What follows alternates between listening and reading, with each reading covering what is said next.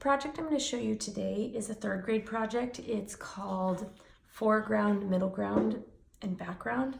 And they're going to have looked at art where they've been able to identify when things are in the foreground and appear closest to the viewer, and then the middle ground, and the background where things appear further from the viewer, and what things make them appear that way. So things in the foreground are going to be larger, objects are going to be larger so that they appear closer to the viewer.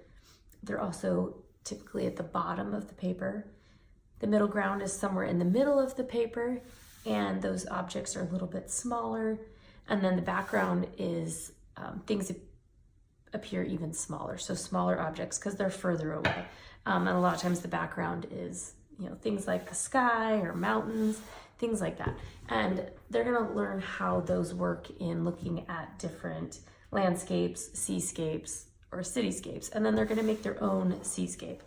So to make this seascape, what they're going to need is just a piece of white construction paper, and then some different colors of blue paper. If all you have is blue construction paper, that's totally fine. That'll work great. I happen to have some scrapbook paper here that also can be used. And what they're going to do is they're going to first tear the paper. And to start, I would demonstrate how tearing the paper with the grain, you get a nice, pretty straight tear. If you tear it the other way, it doesn't tear quite as straight.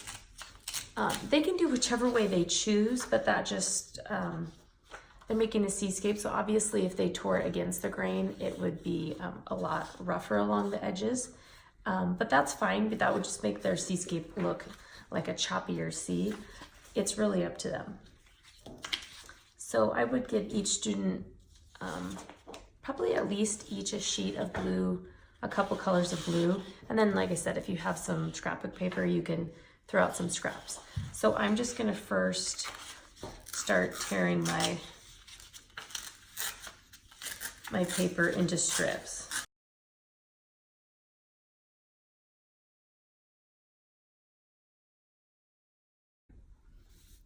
Okay, so I've torn several sheets of paper, and one idea that you could even do is that you could give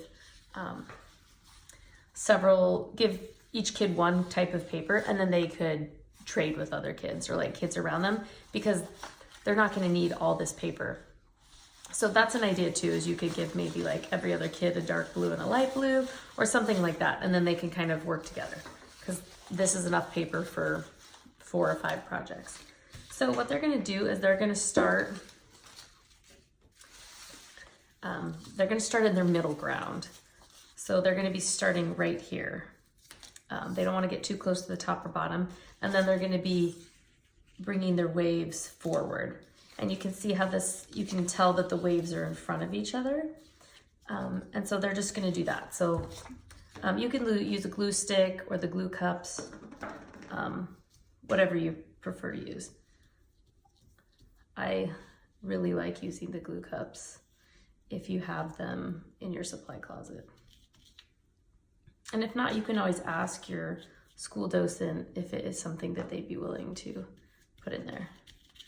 It just really helps the kids to control the amount of glue they're using better than like a school glue.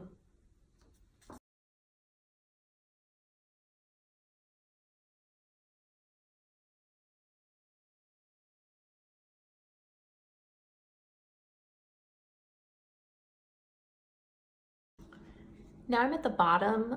I put the last wave down here, and what you can explain to them is they probably just want to go off the paper, and then after they've gone off the paper, they can go back and trim it.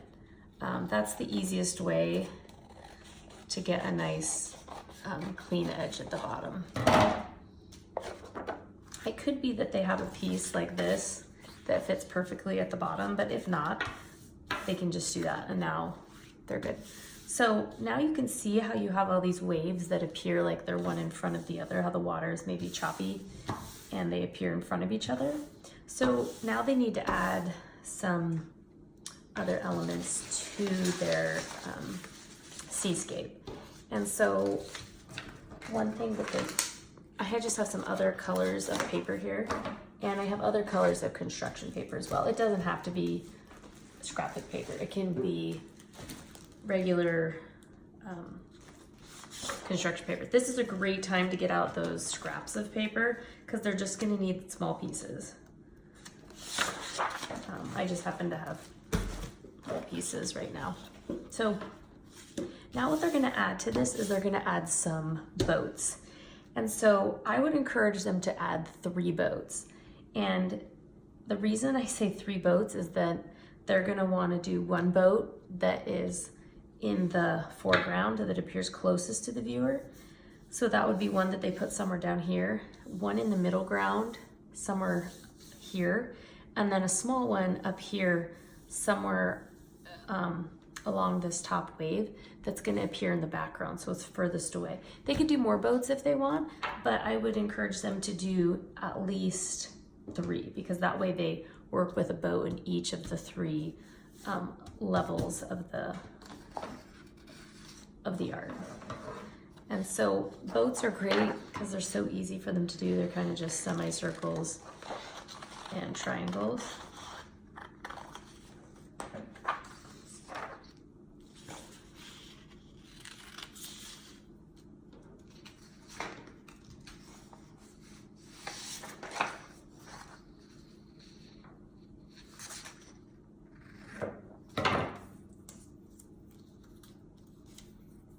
So I'm just setting my boats here because I'm going to make them in 3 sizes before I glue them down.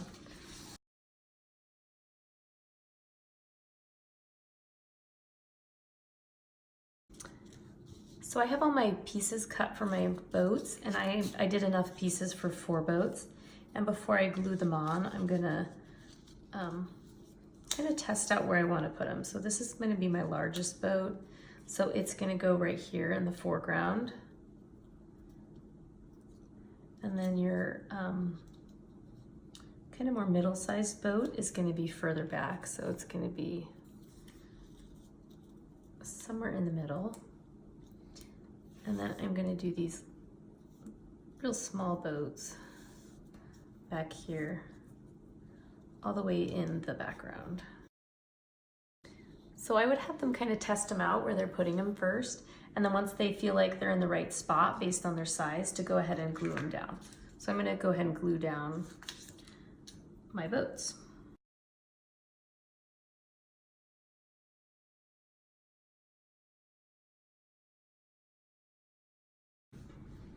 Okay, so now I've got my boats all glued on, and you can really see how this boat is really close to the viewer because it's largest. So I think it helps them to understand the concept of foreground, middle ground, background, and the distance it appears from the viewer. So the last thing that you can do is you can have them fill in this background with crayons or colored pencils, whatever what do you have. They can add more elements they want. If they want to add a fish jumping out of the water or, you know, a whale, whatever, it's totally up to them. So once they get to this point, they can kind of be creative with where they want to take it after that.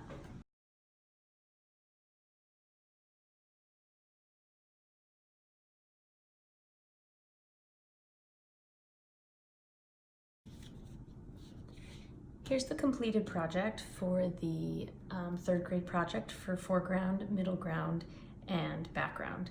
So as you can see, I did a sunset sky. They can do daytime, nighttime, whatever they want. I have some little extra elements. They can add whatever they want. Just remind them to kind of stay within the idea that the closer things are to the bottom, that they are going to be larger objects so that they appear closer to the viewer.